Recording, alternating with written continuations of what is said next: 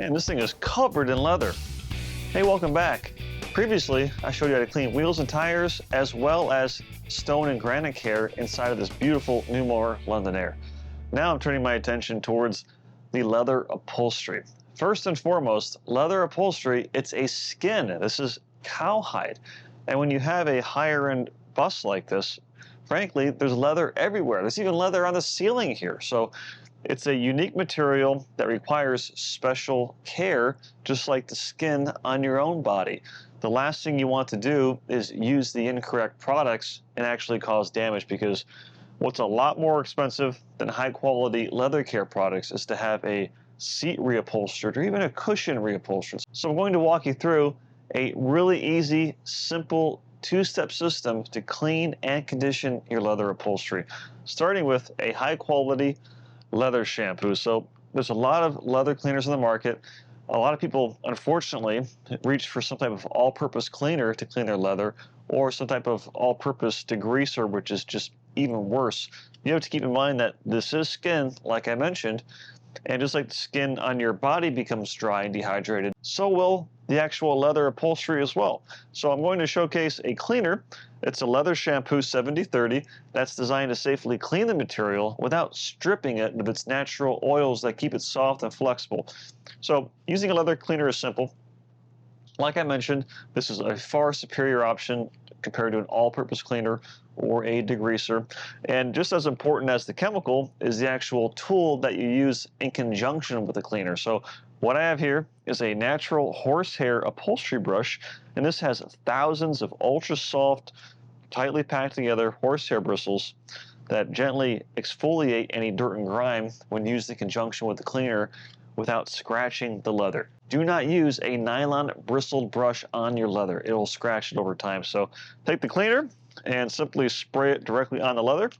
And what I like about this product is that it smells excellent. It actually smells like leather. And if you have any loose dirt or debris, vacuum that up first.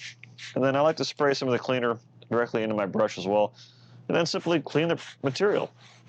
And what's especially nice about this cleaner is that it has lanolin and mink oil, so as it cleans the leather, it's replenishing the leather of its natural oils and conditioners to keep it looking great, feeling great, and smelling great. And unlike petroleum-based products or strong solvent-based chemicals or degreasers, this is not detrimental to the stitching. It's actually beneficial for the stitching, because that's the area that seems to go first with leather upholstery, and that's the stitching. So, and that also comes down to the brush as well. If you use too stiff of a brush, you can damage the stitching. After you gently clean the area, wipe off any excess. And you'll notice I'm not wearing any type of gloves or anything, and that's because this is a very mild formula. However, it's strong enough to remove ground-in dirt and grime from the leather upholstery. And right off the bat, it feels really nice. There's a tremendous difference compared to this side over here, which I did not clean. And then the next step is to apply a leather conditioner. So the leather conditioner continues what the leather shampoo does. So that's step one. That cleans the seat. The leather conditioner feeds the leather the natural UV absorbers and any type of conditioners that keep the leather soft, supple, flexible, and frankly, feeling and looking great. And there's a lot of leather conditioners, usually one that contains all natural ingredients, like this one, that is not solvent-based, but is instead water-based, is a much better option. And I like to apply this using a microfiber applicator pad. I apply a quarter-sized dollop of product, and I simply work it into the leather. And this does not leave the surface greasy or slippery or slick.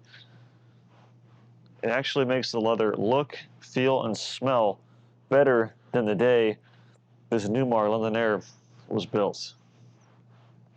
So you simply work it in and pay special attention to the stitching. You want to make sure that you condition the stitching as well, because like I mentioned, that's usually the first to go. And then take another microfiber towel and buff off any excess. If your leather upholstery is older and it's really dry, then let the conditioner soak on there for a few minutes and then apply a second coat before wiping off any excess. And just like I mentioned the towels on the countertop when I clean them, but making a point that microfiber originated in the janitorial industry, The same goes for cleaning the leather. Do not use low quality towels, because what will happen is if your towel is low quality, then the dye from the towel will be transferred to the leather. And once that happens, it's virtually impossible to fix. So always use high quality towels from a reputable manufacturer, then make sure you wash them before you use them. So at this point, the leather looks great. It feels great. There's a tremendous difference, and I would repeat this process about once every 2 or 3 months, depending on how often you sit in the seats or how active you are, if you come inside and you're covered in suntan lotion or whatever it is. But use your discretion. And besides the actual upholstery in this bus, you can use this in your car, if you have any old purses or handbags, or even new purses or handbags, or any leather shoes, or anything like that. So, well, I have more leather to clean and condition in this coach, so I'm going to finish that, and we'll be back for more cleaning tips and techniques on this Newmar. Looks good.